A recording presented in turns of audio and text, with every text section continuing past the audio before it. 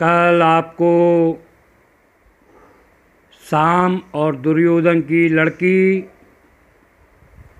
लक्ष्मणा का स्वयंवर बताया था। बलराम जी हस्तिनापुर लड़ने गए। बलराम जी ने गंगा जी को खींचा, जिससे कौरवों का नगर डगमगाने लगा और कौरव लक्ष्मणा और शाम के साथ बलराम जी के पास आए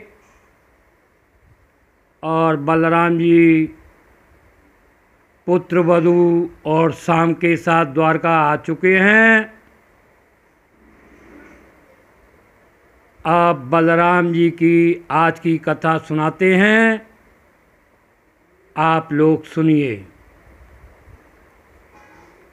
बलराम जी की पत्नी रेवती थी। उनके 2 पुत्र थे, जिनका नाम निषित और उल्मुख था,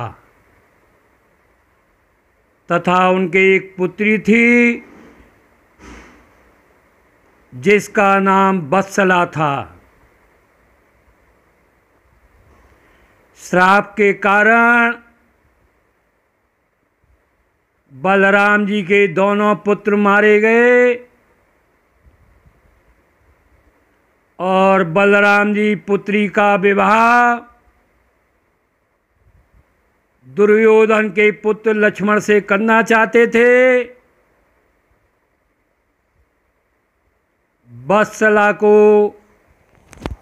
अभिमन्यु से प्यार था। साथ साथ में पले थे अभिमन्यु और वत्सला।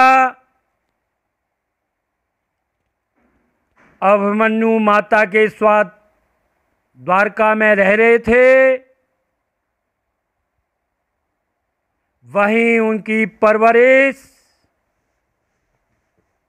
वत्सला के साथ हो रही थी। सुभद्रा अभिमन्यु का विवाह वत्सला से कराने का स्वप्न देखने लगी। वत्सला जब बड़ी हुई तब पांडव वनवास में थे। बलराम जी ने भी अपनी पुत्री का विवाह दुर्योधन के बेटे लक्ष्मण से करने का मन बना लिया था। यह बात सुभद्रा को मालूम हुई। वह श्री कृष्ण के पास पहुंची। श्री कृष्ण ने कहा,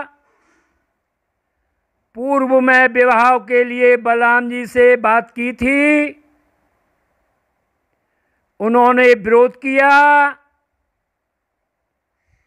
किंतु दूसरी बार ऐसा कहकर मैं उन्हें दुखी नहीं करना चाहता।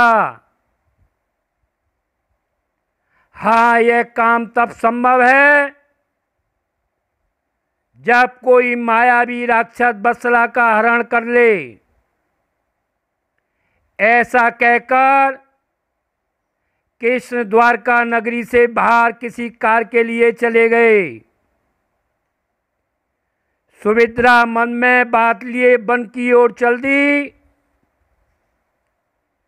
जब सुभद्रा शाम तक नहीं आई तब अभिमन्यु भी उन्हें ढूंढने निकले।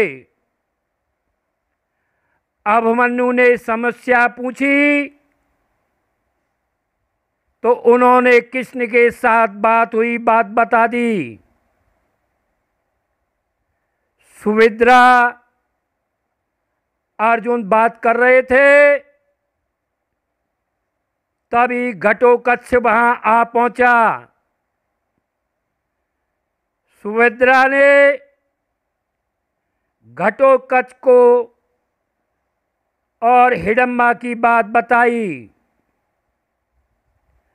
अभिमन्यु ने राक्षस समझकर बाण मार दिया और वह जमीन पर गिर पड़ा। तभी घटोत्कच की मां हिडम्बा वहां आ पहुंची। यह क्या हुआ? भीम पुत्र ऐसा कहकर विलाप करने लगी। सुभद्रा और अभिमन्यु को पता चला कि जिस राक्षस को उन्होंने मारा है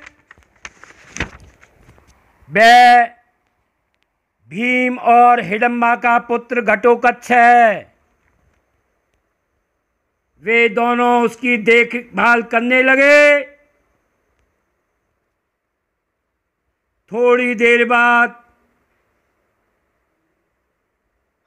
घटोत्कच को होश आया।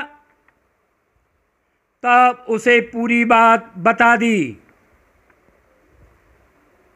घटोत्कच ने उनका सत्कार कर अंधेरा ढलने पर वन में आने का कारण पूछा। सुभद्रा ने घटोत्कच और हिडम्बा को पूरी बात बता दी। सुभद्रा ने कहा, ऐसा बोलकर श्री कृष्ण द्वारका से बाहर चले गए हैं। घटोत्कच समझ गया। उसने कहा कि भाई, अभिमन्यु के लिए वत्सला का हरण करने का कार्य मैं स्वयं करूंगा। फिर दुर्योधन अपने बेटे लक्ष्मण कुमार की बारात लेकर द्वारका आया। तब घटोत्कच ने वत्सला का अपहरण कर उसका विवाह अभिमन्यु के साथ करा दिया। इस तरह भतीजे के विवाह में बिना कुछ किए कृष्ण ने सभी कार्य संपूर्ण कर दिए। आगे की कथा आपको क्रमबद्ध सुनाते रहेंगे।